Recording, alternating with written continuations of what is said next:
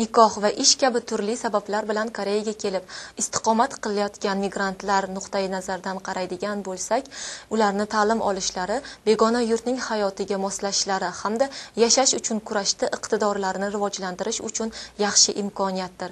Koreys tili va kompyuter, media ta'limi kabi turli sohalar bo'yicha bilim olgan migrantlarning bitiruv kechasi yetib keldi. 20-dekabr Koreya chet ellik ishchilarni qo'llab-quvvatlash markazida 2009 qishki ta'lim bitiruv kechasi o'tkazildi. Bitiruv libosini kiyib, orzular ila parvoz qilayotgan talabalar aslida nikoh yoki ish sababli Koreyaga kelgan oddiygina migrantlardir.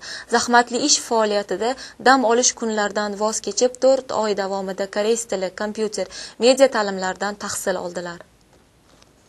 Ularni qutlash maqsadi ila tashkillashtirilgan bitiruv kechasida 300 taga yaqin migrantlar va ularning oilalari yig'ildilar.